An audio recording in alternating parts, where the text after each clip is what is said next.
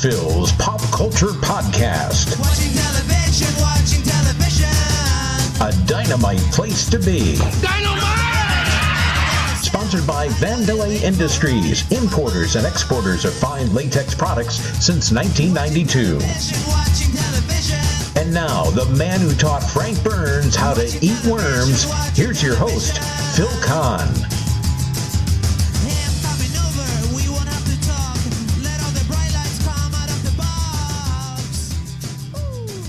And thank you, John Meany, wherever you are. I am indeed Phil Kahn, and I'm excited to welcome all of you to this edition of Phil's Pop Culture Podcast. Now, you may not recognize today's guest's name, and you know, he's quite okay with that. He likes his anonymity. But chances are you're going to recognize his face. Actor, director, writer Van Epperson has appeared in countless television shows, movies, plays, and much more over a long and distinguished career. And I was lucky enough to chat with him recently and hear some really interesting stories about the life of a day player in the highly competitive world of Hollywood. So let's take a trip together to Vanland and enjoy my highly entertaining conversation with the one and only Van Epperson. Hi, Van. Thanks so much for being on the program today. My pleasure, Phil. Nice to talk to you today. It's a pleasure. And I have to first give a shout out to my friend Kyle Brown, who emailed me or posted on my Facebook wall. He said, I went to high school with a gentleman, Van Epperson, who has had quite a distinguished career as a character actor in Hollywood. And I said, I did look you up. Because you're a character actor, I certainly recognized your face, but didn't necessarily recognize the name. I looked you up. I said, I know Van. I would love to interview him. And you've graciously agreed to appear on the show. So welcome. Well, thank you again. And one of the nice things about being a character actor is that you maintain your anonymity. We're called day players. And so we're not stars. We're not like famous actors who get bugged by people when we're out in public. We just we have nice, normal lives like ordinary people.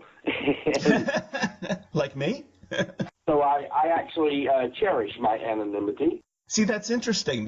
My first question was going to be, do you mind being characterized as a quote-unquote character actor? Because that pretty much intimates that, you have a familiar face, but nobody knows your name. But with your explanation, I guess you do appreciate the anonymity. But do people recognize you from time to time?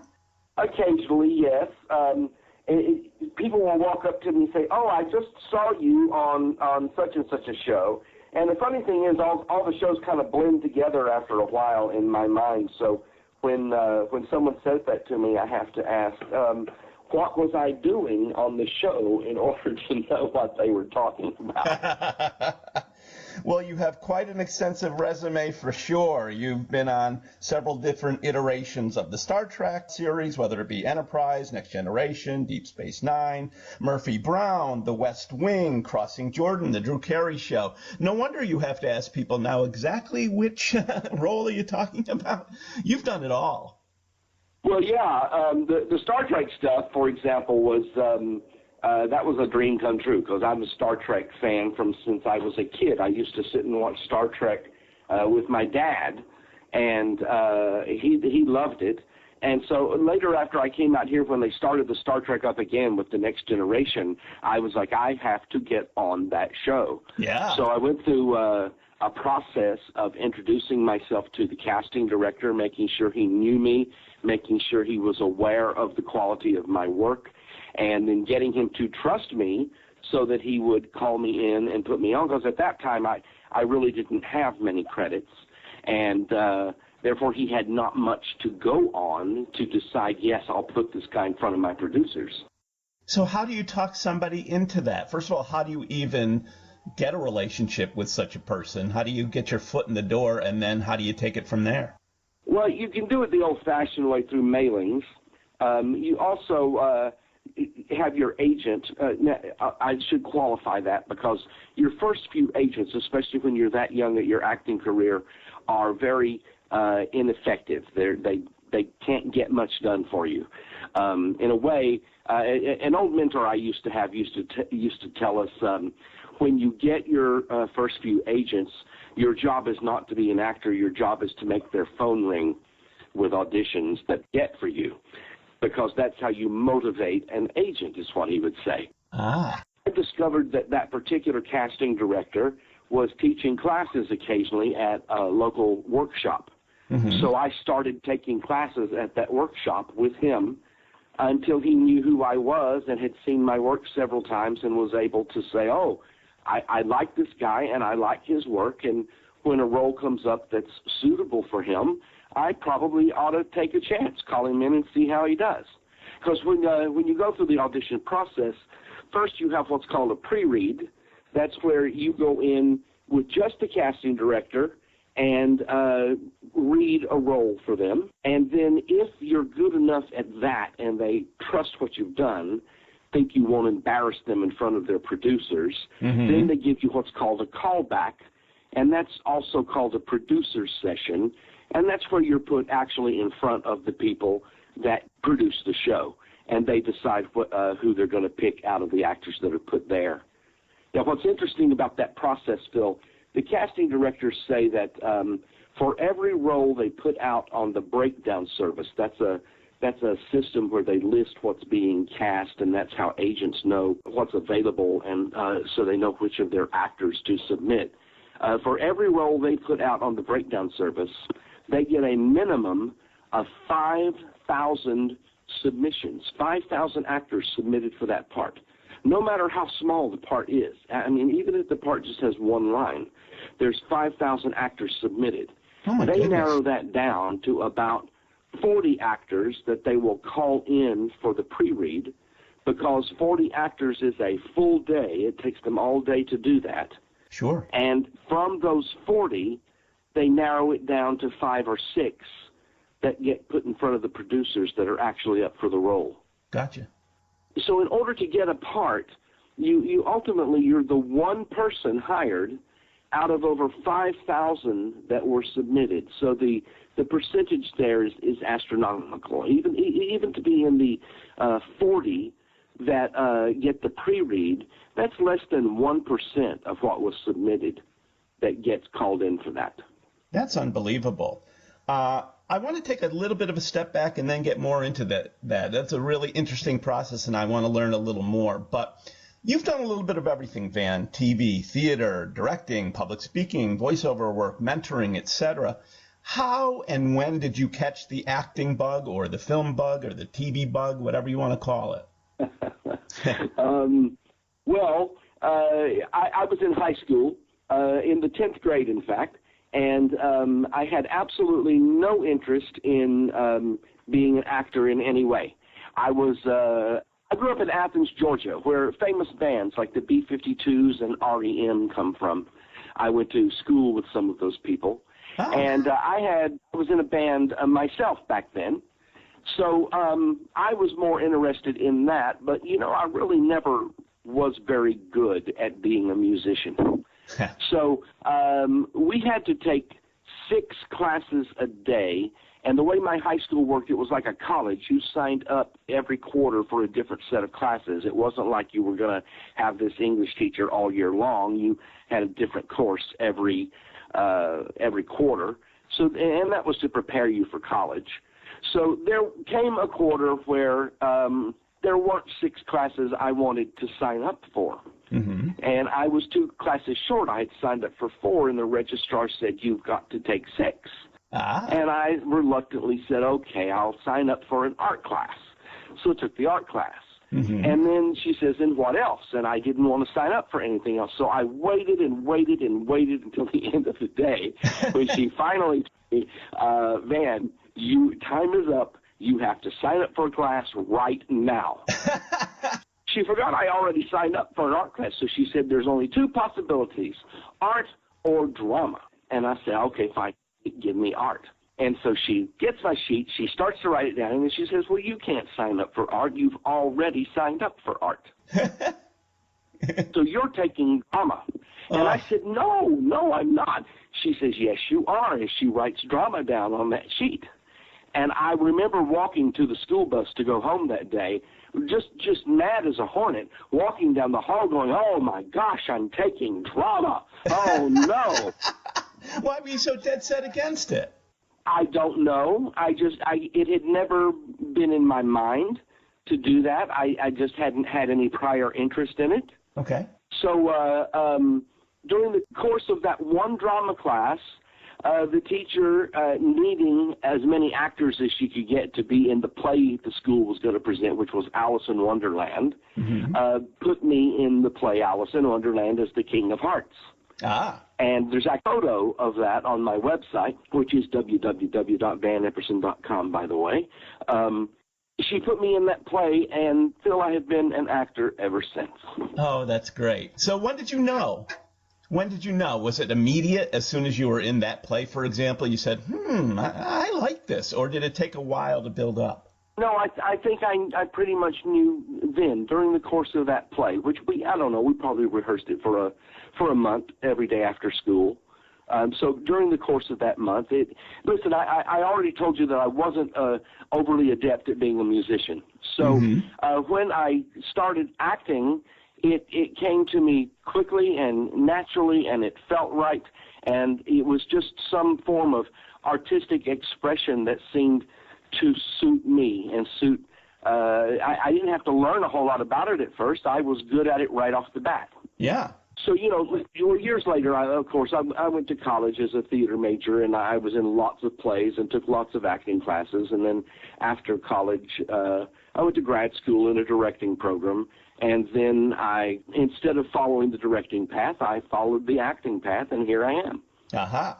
Now, according to your IMDb page, and we'll have to confirm this, you have more than 100 credits. Your first one, you played Truman Capote on Growing Pains in 1990. Is that correct? That is, and that's kind of a fun story, too, how I got that. I don't know if this even still exists, but there used to be a publication out here called the Academy Players Directory.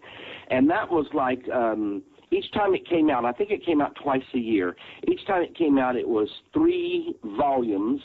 And they were huge books, thick, like a big city phone book.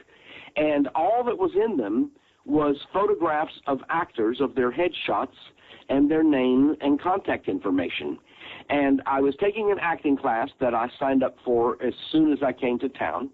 And that teacher said, everybody who is anybody is in the Academy Players Directory. So I went and put myself in the Academy Players Directory, and it did it. It had everybody in it, from people like me that were fresh off the bus to town, all the way up to people like Lucille Ball. Oh, wow. Everybody was in that book. So I signed up for the Academy Players Directory, and now what I'm about to say, I have never heard of this happening to any other actor before. This is what happened to me. Okay. That role of Truman Capote, the casting director put out on the breakdown service for casting, and no one submitted anybody. You're kidding. For that part. He went to the Academy Players Directory and started flipping through it, looking at pictures, saying, okay, this guy kind of looks like Truman Capote, let's call him. Oh. One day I was sitting at home. This was many years ago, of course, when I was a married man, and my wife was at work, and I was sitting on the couch. I didn't even have an agent at the time, and the phone rang, and when I answered it, this lady said, hi, I'm the casting director of Growing Pains. Would you like to come in for an audition? Oh, wow. So I said, oh, my gosh, yes. And I knew it had come from the Academy Players Directory. It's the only way she could have found me. Sure. So I said yes, and she said, okay, the role is Truman Capote. And then my heart sank, because I know who Truman Capote was. Yeah. And I knew how he talked and what a unique personality he had, and I thought, oh, my gosh, I can't do that. But I said I would come in anyway. Truman Capote was in a movie, I think it was called Murder by Death, and this was the age of video stores. I went to the video store, and I rented a VHS copy of Murder by Death, and I literally stayed up all night long. There was a monologue he delivered in the middle of that, and I learned that monologue from beginning to end, and I could say it with him in the exact same rhythm the exact same tone quality, the exact same voice, getting his lisp the right way. And so I really worked all night long being able to do this character. So that's great. Went in for the audition. She says to me, you don't have to do the voice, Dan, because we're going to loop that. That means they're going to hire someone else to do the voice after they've shot me playing the part. And I said, but I can do this voice. And she very skeptically said, oh, you can? And I said, yes, ma'am, I stayed up all night long learning how. And she says, okay, let's hear it. And it wasn't the monologue from the movie. It was just the 3 or 4 lines in the Growing Pains script that she wanted to hear. Yeah. So we did it, and she kind of raised an eyebrow and said, okay, I'll let you know. And then she called me the next day and invited me to the producer's session, and I went and did that. And then she called and said, okay, they want to hire you, but they're still going to loop it. Oh. And I said, all right, well, I'd never had a part before, so I said, okay. So then the way a sitcom works, you rehearse it pretty much for 4 days, and then you shoot it in front of an audience on the 5th day. Mm-hmm. And so we rehearsed it for 4 days. They saw me doing it for 4 days with my own voice. And then she told me the day of the shoot, they have decided not to loop it now. They're going to let you do it and use your voice. Oh, that's great. It was very exciting because it was my first part in Hollywood. Sure. And they were going to save money on not having to, pay another actor to do the loop, too. That's how I would have sold it. Well, I'm sure I mentioned that to them along the way during that week. Yeah. They have so much money on a production like that, they're not concerned with saving what it would have cost them for one voiceover artist. Yeah.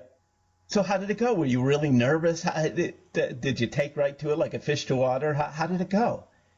Well, I really wasn't nervous at all because I had done lots of acting and stage plays through college and after college. And even when I was in the directing program that I was in grad school, I was constantly in trouble with my advisor for the directing program because I was always in leading roles in the plays.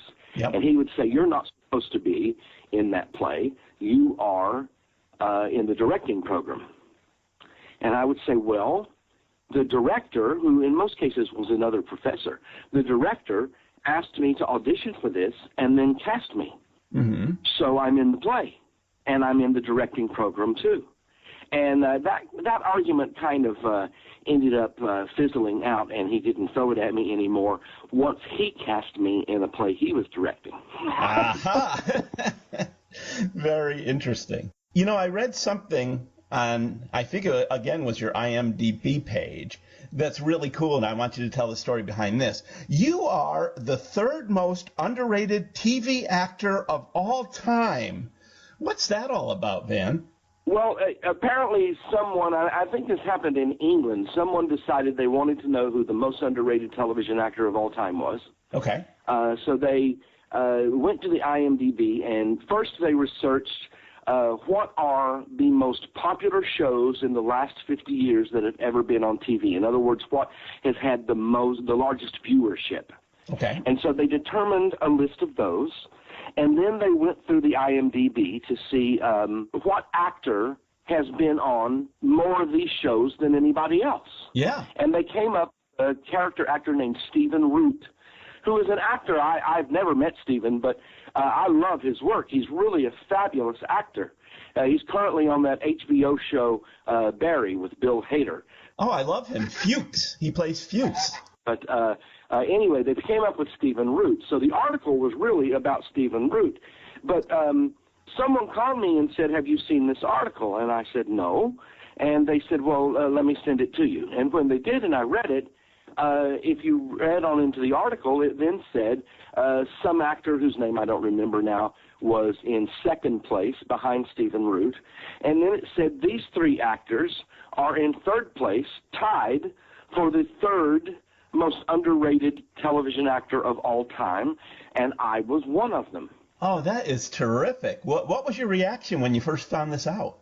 Well, being a day player and a character actor, it's not like you're we already discussed I'm not famous, and it's not like you're rich or anything like that. So in a way, since you work a job occasionally rather than working all the time, like a regular job, you sometimes don't realize how much you have accomplished, how far you have gone, how far you have gotten. Plus, there's also the issue of people that are not in the industry. They see you play a small role, and they immediately term you a bit player. Oh, he's a bit player. And they don't realize at all the amount of competition. Like I already told you, 5,000 actors submitted for every role.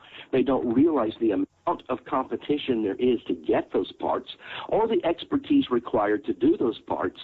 And so you just put your finger on something that's really very, very true. There is a pressure that happens when you're on the set, because you have to deliver.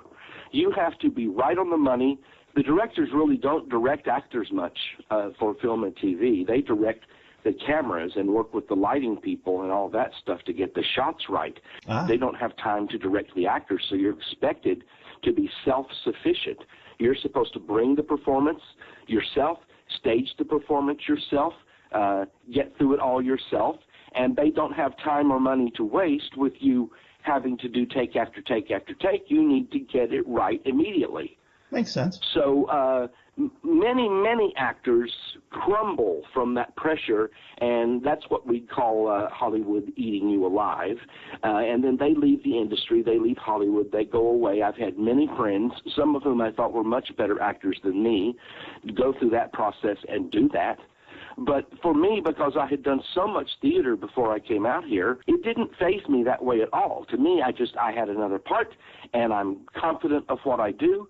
And Truman Capote was actually a very fun character to play, because he had such an odd, unique personality. Indeed. Now, the thing that earned you perhaps the third most underrated TV actor of all time accolade, I mentioned some of the shows before, but here, let me go through a quick little laundry list of some of the shows you've been on, and it's no wonder you are now the third most underrated TV actor. Murphy Brown, Wings, Third Rock from the Sun, 24, The Drew Carey Show. I had mentioned Crossing Jordan, CSI Miami, Boston Legal, The West Wing. It goes on. And then I read you played a passerby on the last episode of Seinfeld. That was an interesting one. Tell me about that one. It's a good little story there. I auditioned for Seinfeld many times. I would say 12 or 15 times. Wow. And I got the call back, but I never got the job.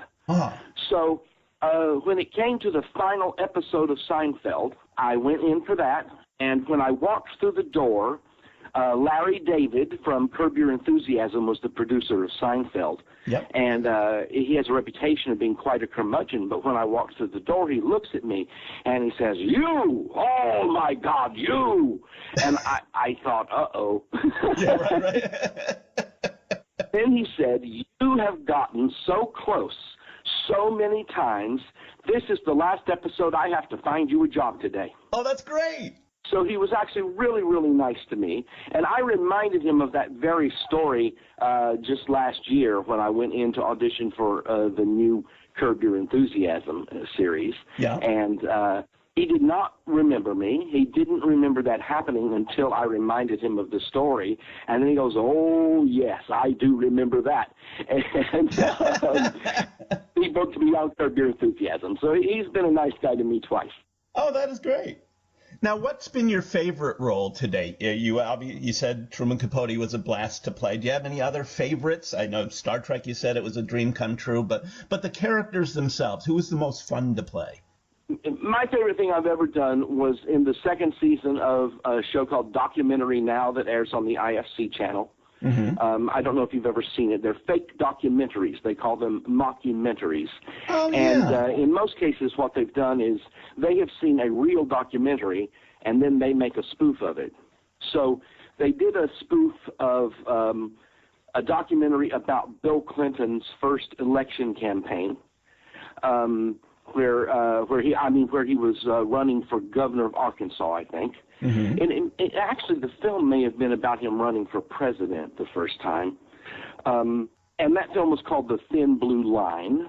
Yeah. And so they did that, and they called it The Bunker, and I played a guy who was running for the governor of Ohio. And the twist in the story is that he's completely unqualified to be the governor. He has no credentials whatsoever. And Bill Hader and Fred Armisen, the two regular stars of the show, they were playing his campaign managers who had the attitude, we are going to get this guy elected no matter what, whether he's qualified or not. And then they did get me elected. So I was kind of the star of that episode rather than being having a smaller role. Yeah. And it was just really nice to be trusted with a part that large. It was a very fun part to play. And working with Bill and Fred is extremely delightful. And, you know, they treated me like an equal and like an old pro. And it's not that way on every set. Sometimes you're on a set and you feel like you're a fish out of water, like you're invading their space and maybe shouldn't even be there. Mm-hmm. But the good sets are that way. And Documentary Now is not that way. They actually have done 3 seasons now. And they've hired me once every season and put me in an episode. So that second season of Documentary Now, the episode is called The Bunker, is my favorite thing I've ever done.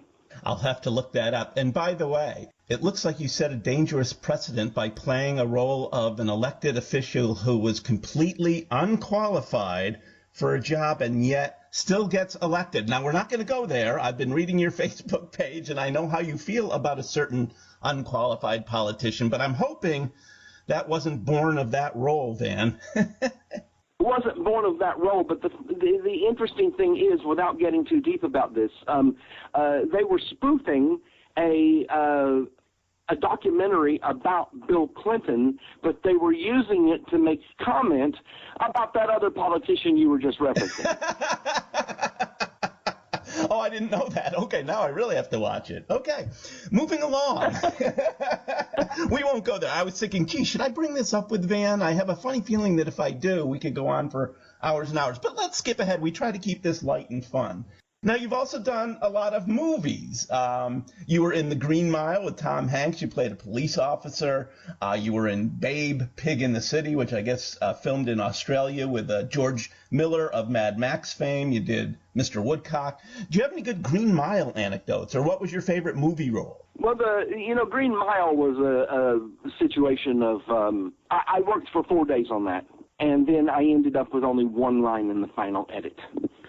So sometimes that is one of the frustrations of being a day player, is that most of your work ends up on the cutting room floor instead of the public getting to see what you actually did. Yeah. The Babe, Pig in the City movie, I love that story because, yes, I got to fly to Australia for it. They wanted to make me up kind of as a pig man for Babe, Pig in the City. They wanted me to look like a pig. Yeah. So it took them days to figure out how to do the makeup. Mm-hmm. And then once the director approved me, they scheduled my shoot. And I think we wrapped that shoot around like 2 in the morning on a Friday night. Yeah. And then they said, Van, come over here. We have to talk to you. And they said, this is the Queen of England's birthday this weekend. And I was like, oh, okay, so? And they said, so the film processing labs are not going to be open on Monday because it's a holiday. So we can't get this film back until Tuesday. We won't be able to review it to make sure it's good until Wednesday. Mm-hmm. And we can't send you home until we know it's good. Now, this was Friday night at 2 in the morning. So they said, why don't you give us a call next Friday and we'll let you know if you can go home. So I had an entire week in Sydney, Australia, like a vacation. Oh, I had the hotel room paid for. I had the per diem for my food. I was completely on my own, and I didn't have to report to work or anything for that whole week. So not only did I get to play that small role in Babe, Pig in the City and work with George Miller, I also got a week-long free vacation in Sydney, Australia. No, that's quite a deal there. That is great. Well, I to this day, I say, well, that's the coolest job I ever had. Oh, yeah? No, we got to find you more like that, man. Yeah, that would be great. Wouldn't it be great? I found something on Vimeo, which is kind of like YouTube. It was your I guess you call it a demo reel, and I was just watching it last night, and wow, it was a lot of fun. You have a lot of great parts, and then there's like a montage towards the end of everything that you've done, and I highly encourage people to go check it out. But one of the coolest things, you interspersed some scenes from your appearance on Becker with Ted Danson. You were a patient that nobody could figure out who you were. Can you tell me a little bit more about that role? That seemed like a fun gig. Well, that's another one of my favorite parts because I was the guest star of that episode. And Ted Danson was just absolutely fabulous to work with. Yeah. Instead of it being one of those sets where you feel like the fish out of water, Ted instantly made me feel at home and comfortable and like an equal. And so it was very relaxed and free to do that part. Yeah. And when you're the guest star, they kind of treat you like a king because they want everything to go well during the shoot. Sure. So I had a really, really good time doing that, and I'm particularly fond of those three scenes that are in that reel you're talking about. I should mention, though, that reel is old now. That reel is, 10, 12 years old. Oh. So I've done a whole lot of since then, and I'm recently in the process of putting together a new reel. Now, that reel is, I think it's about 10 minutes long. Yeah. And so that's too long for casting directors to look at. They won't take that much time. So what actors do to try to get work through casting directors is they make these little tiny short reels that are like a minute and a half or 2 minutes long, and you do them by character types. Like, for instance, one of mine is judges. So there's 2 or 3 little short clips from things I've played judges on. Judges, doctors, lawyers, etc., that sort of thing. Sure. So the casting directors don't really look at those big long reels like the one you were looking at. I put that together purely for public consumption. And that reel is, by the way, on my website. So people can see it there if they go to the page that says Reels. Right, and it's vanepperson.com. And by the way, on my website, philspopcast.com, there's a tab that says Visit My Friends, and I just put a little banner up to take folks to your website. So a little cross-promotion there, Van. That's great. Thank you for that, Phil. You're very welcome. I want to take there's a couple of more things I'd like to talk about, and I really appreciate the generosity of your time here. I want to go back to the beginning. I was reading some trivia and tidbits about you. And you were the former resident artistic director of Fort Herod Drama Productions in Kentucky, and you produce a bunch of historical dramas, amongst them Lincoln and The Legend of Daniel Boone, and I've seen pictures on your Facebook page. I'm a history buff, so I loved all that. Could you tell me a little bit more about that time in your career? Sure. Now, most of these things don't exist anymore, most of these historical outdoor dramas. It used to be the way student actors in college would find employment to get experience as actors during the summer when they weren't in college. So it was back during my college days and my grad school days. Yep. I would go to a thing called the Institute of Outdoor Drama, which I think it has a new name now. I'm not sure what it is, but it used to be called the Institute of Outdoor Drama. And they had what you call cattle call auditions, which is where there's like 500-600 actors there to audition for all the theater companies that are there. And you literally walk out on the stage with a little sign with your number on it, and you say, "Hi, I'm number 273, and then you have 60 seconds to do an acting performance. Okay. And they do it in a big, huge theater, so that because the outdoor dramas are in these gigantic, like 800, 1,200 seat outdoor amphitheaters. So the actors have to really know how to project their voices using their diaphragms and et cetera, which I had been highly trained at. So I would get called back by a bunch of companies at those auditions rather than just one or two, because I think what most people did, this is certainly what I did once I became a director of those things, was at the cattle call part of the audition, if you could hear the actor and understand what they were saying, give them a call back. Then they'll come to your room where you're having the private auditions, and you can find out if they can act. So I was in several historical outdoor dramas. The first one I did was called Young Washington. It was in Pennsylvania. Oh. Then I was in one called, then I was in The Legend of Daniel Boone, actually, in a smaller role. Yeah. Then I did one called The Song of the Cumberland Gap. That was also in Kentucky, not all that far down the road from where the Legend of Daniel Boone was. Yeah. And then I did one called Blue Jacket, which was in Xenia, Ohio, and it was the hugest, biggest show I've ever seen in my life. In fact, I directed a production there, a midnight play. Sometimes the companies, in order to keep the actors busy for the summer, they would do a midnight show and let someone in the company direct it.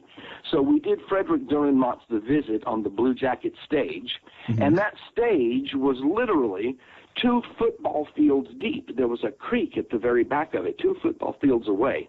And there was lighting back there. You could see the whole thing. You could only play dialogue on the front half of the stage. But in that play, it's about a rich woman that has an issue with the town. So she buys everything up and she starts starving them so that they can't buy things. They can't get the things they want. And she comes back and tells them, I want you to kill this man for me that messed my life up when I was here. And if you'll do that, you'll get your money back. Well, of course, the townspeople are like, no, we can't do this. We're not going to kill somebody for you. And then they start thinking, well, if she's willing to offer this, we can get the money out of her. So they start buying things. And in the play, they start buying shoes. Okay. But I changed it and had them start buying cars because that stage was so big, and had the actors make an exits in automobiles on the stage. And I literally thought at the time, so there's nowhere else in the world I could stage this play this way. Nowhere else I could have actors make entrances and exits in cars. So anyway, I did that show. It was called Blue Jacket. Then I went back to the Legend of Daniel Boone to play one of my dream roles. It was the narrator of the play.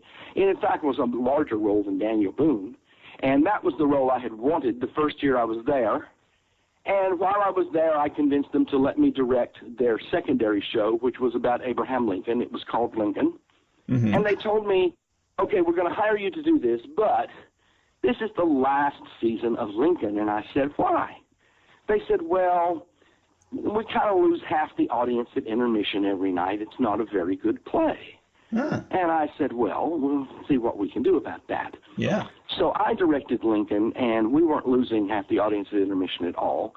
We were literally getting standing ovations at every single performance. Now, there was another bit of trivia and tidbits that I was reading. This is really cool. You're personal friends with rockers John Kay and Steppenwolf. You said back in school music was perhaps your first love before your love of acting, but you weren't necessarily that great a musician. But how did you connect with John Kay and Steppenwolf?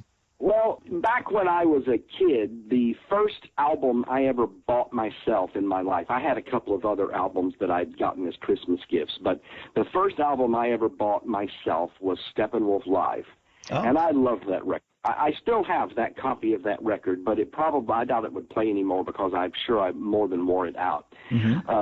I loved that band. I collected everything that they had put out and recorded through the years. And then when I moved out to Los Angeles, at that time they were based here in Los Angeles, so they would play in the area, and I would go see them at their shows. I'd seen them in several shows back east through the years also. So they just eventually got to know me because I was a regular at their concerts and would make my way to meet them and say hello and thank them and shake their hand when the show was done. Then they moved to Nashville. They relocated. And when they were in Nashville, they used to, they didn't do it every year, but every few years they did a thing called the Wolf Fest, where you could go spend the entire weekend with them. And you would see 2 or 3 different performances, including a full performance by Steppenwolf. It was always a small group of people, I would say less than 500 each time. And you got to eat meals with them and hang out with them and sit and chat with them. And so through the course of doing all of that, we just got to know each other. I remember originally telling them that I was an actor in Hollywood, And this was not long after they had relocated to Nashville.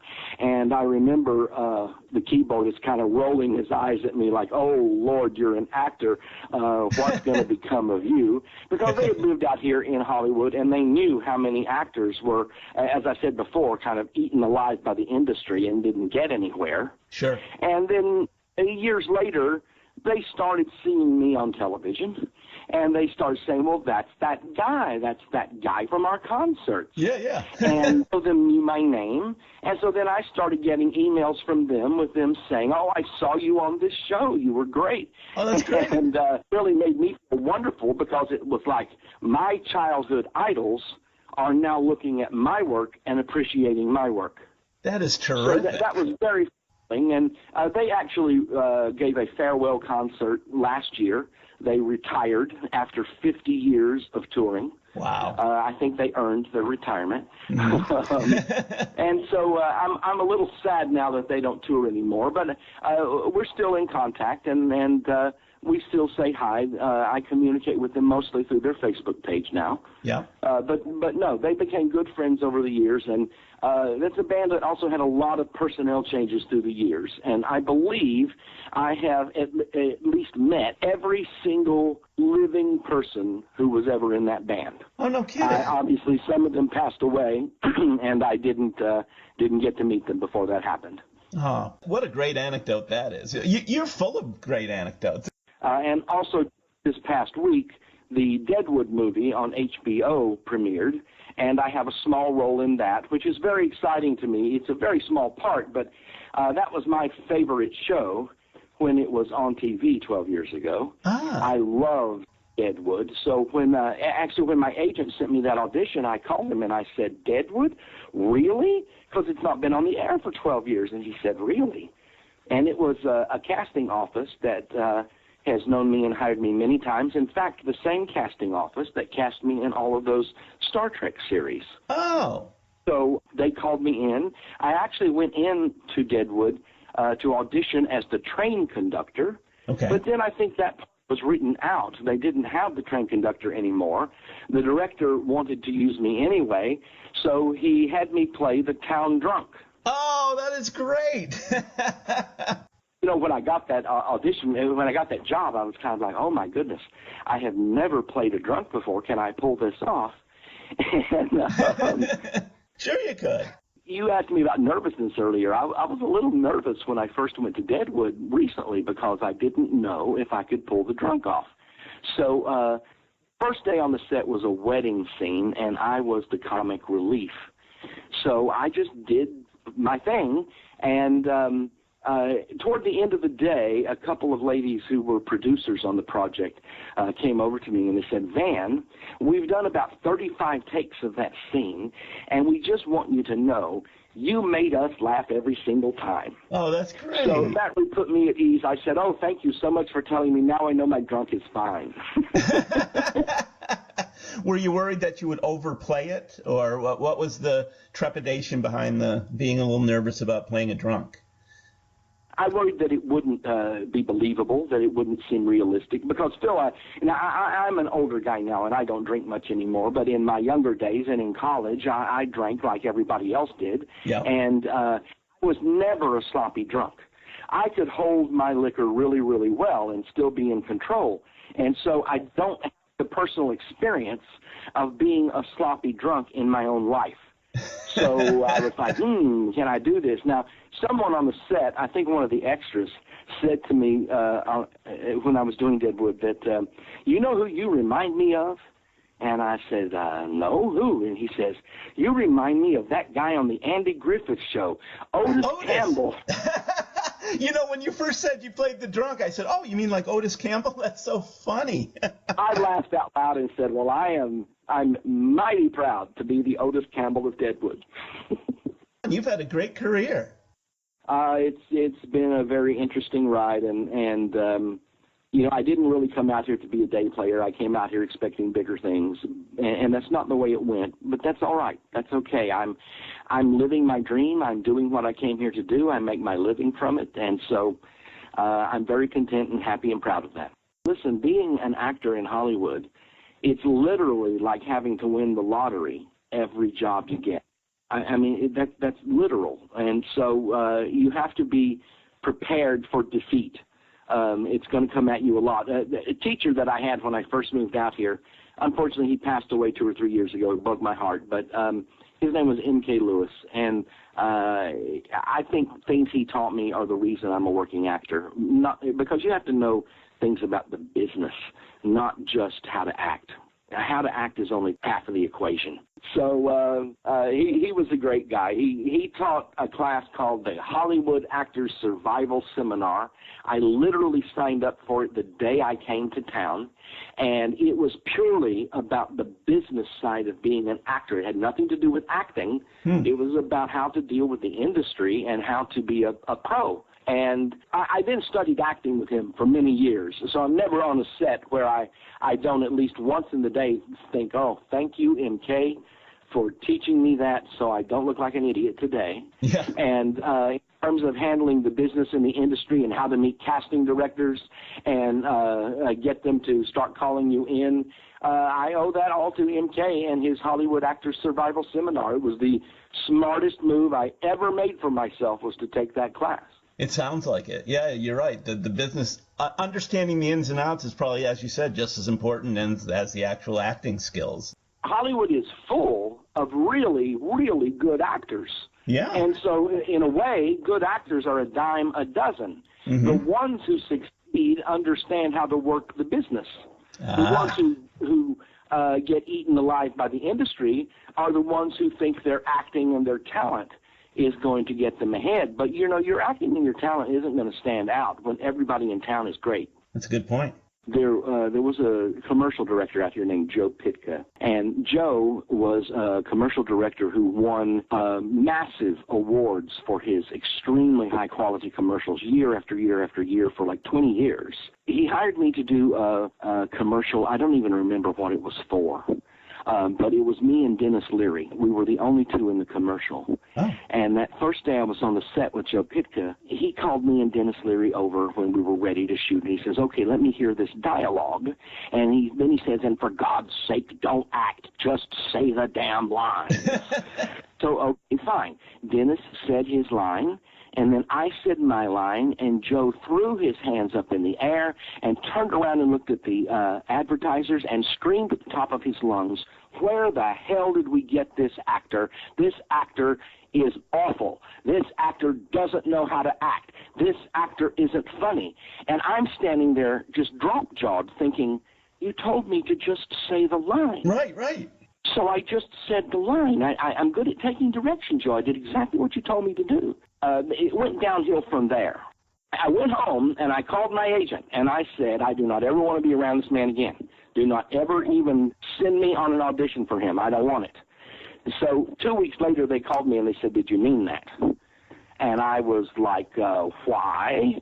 And they said, because he wants you on the set of a national IBM commercial tomorrow morning, no audition. He's just asking for you. Oh, my God. So what'd you do? So, of course, the next thing out of my mouth was when and where, right? Right.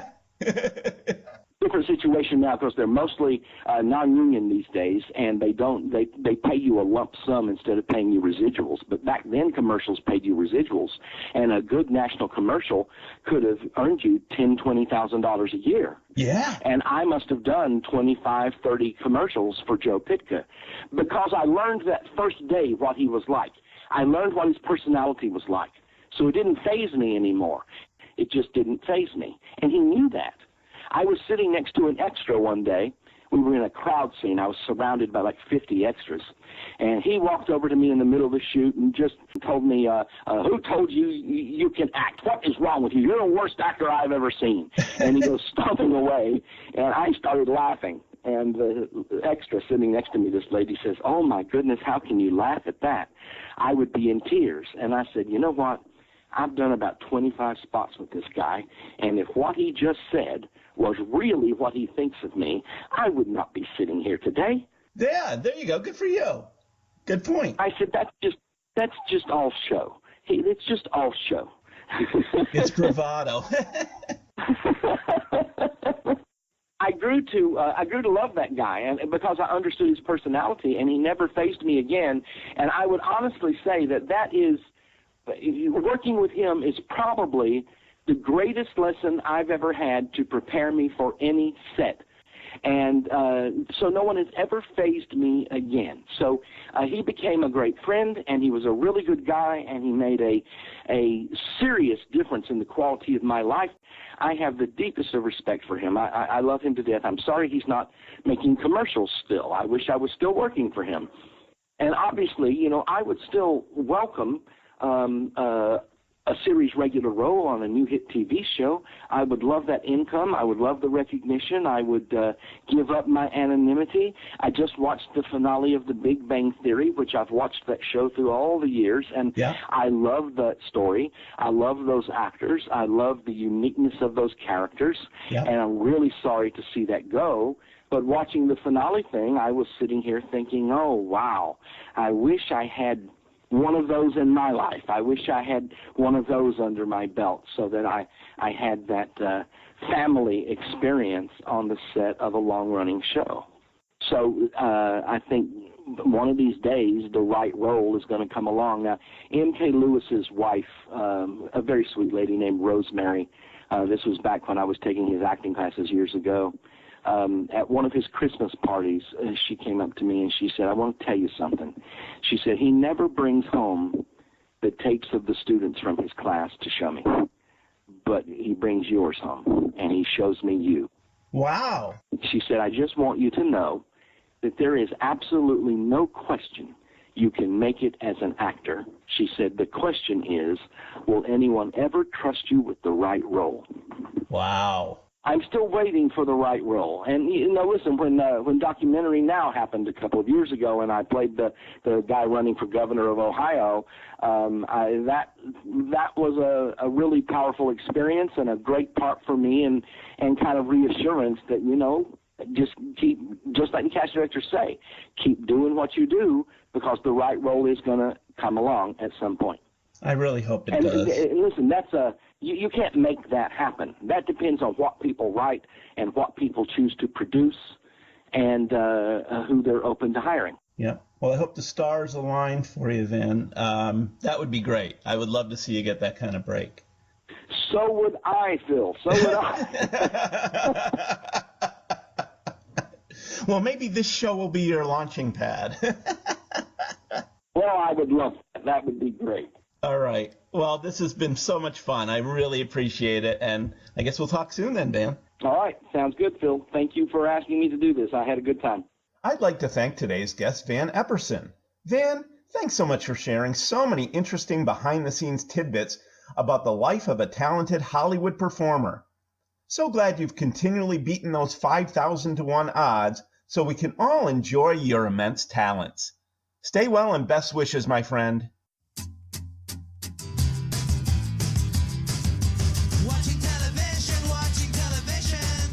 We hope you've had a dynamite time listening to this edition of Phil's Pop Culture Podcast. Join us again next time for another stroll down memory lane. Until then, let's be careful out there.